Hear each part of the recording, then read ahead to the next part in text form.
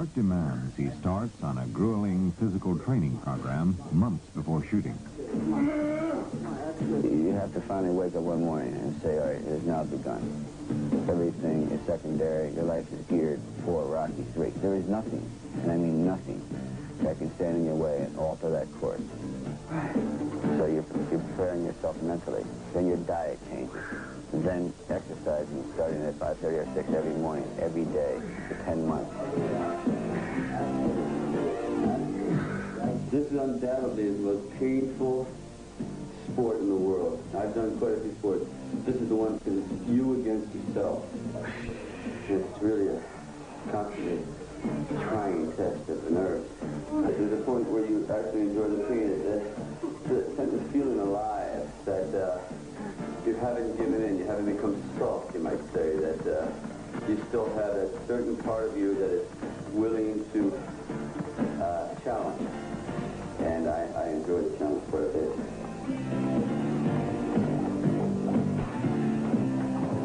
But it is not only for his role as actor that Stallone has to prepare.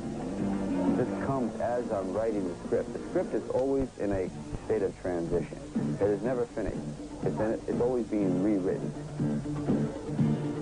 Then the business side takes over. The meeting with all the costumers and the production designers and the painters and the gaffers and the lighting men and photographers and publicity, and it just goes on and on and on and on. Then we go out and cast another fighter, which is the most important thing. I looked everywhere for a fellow who'd be a certain size and had a certain distinctive look, something that you don't see every day, so wholly unique and wholly individual. Stallone settled on Mr. T, a tough professional show business bodyguard who had worked for Muhammad Ali. He had never acted before in his life. It was just so rough, and I said, wow, this is what it takes to be an actor. I don't think I want to be an actor, you know, just so rough, but that's why he stuck with me and said, take your time, we're throwing a lot of stuff at you at one time. You will learn in 2 months what I learned in 2 years. He too had to learn how to fight through meticulously prepared fight scenes, time after time.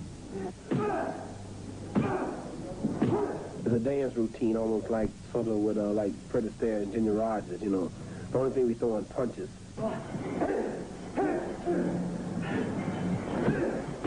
We devised a certain way to break the round up into 4 sections so we can forget the fatigue factor and work in specific increments. By that, we won't burn ourselves out.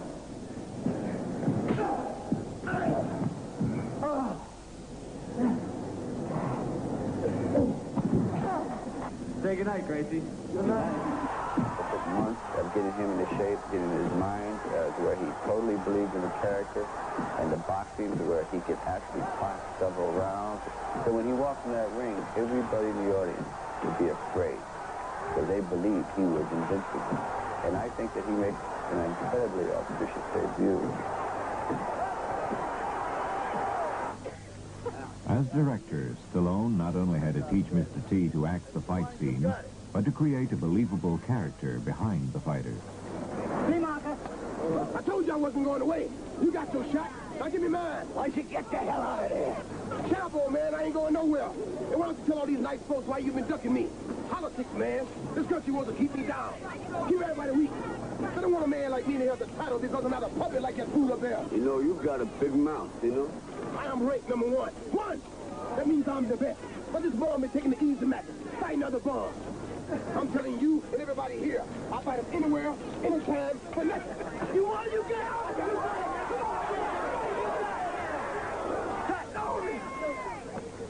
Okay. Rocky has held the title for 3 years, and he throws it all away. Because to get back that hunger, and as he says, the eye of the tiger, you have to go back into the jungle. And to go back in the jungle, you can't be wearing Gucci shoes and suede. You have to go back naked. And that's how you survive. Carl Weathers plays Apollo Creed, opponent to Rocky in the earlier films.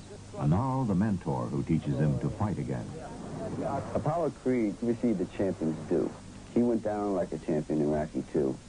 And we think he doesn't have any regrets, and he's gone on to another life.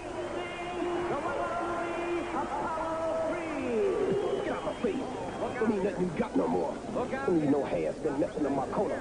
And you better get that bad look off your face before I knock it off. Come on. On the jump. Come on. Come on, Creed. Come on. But he still coveted the title in such a way that it meant a lot to him.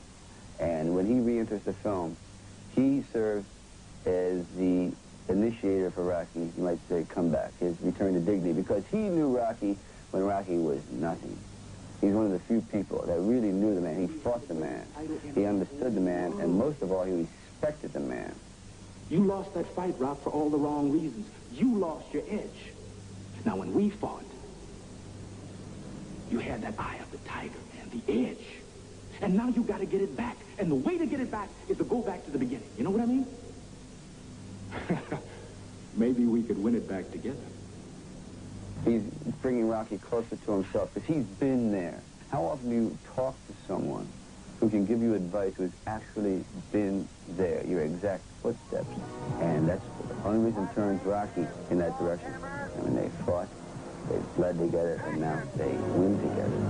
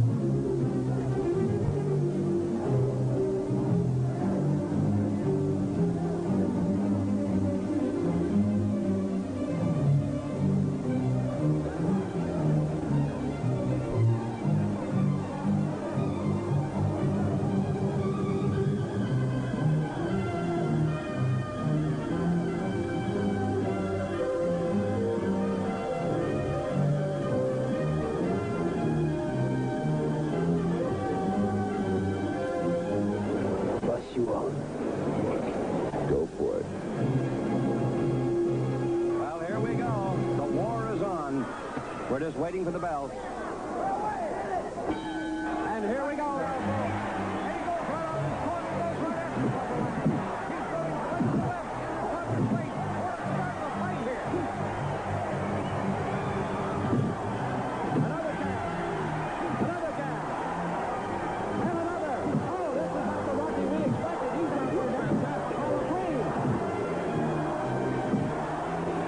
Really like the character. Everything I have is because of him. And I felt very sad, really sad. Even got a little misty when he finished Rocky 3. I sure don't want to let go of him. But I guess he's grown up and has to go his own way. I owe everything in the world to him. And I don't know if I'm ever going to find a kind of like an imaginary friend or my alter ego so I can write so easily about. And he kind of like was my therapist, my best friend, my idol, someone to live up to, because I wish I was as ethical as him. And he'll be missed. He really will be missed. So I don't know what's going to replace him. Maybe Son of Rocky.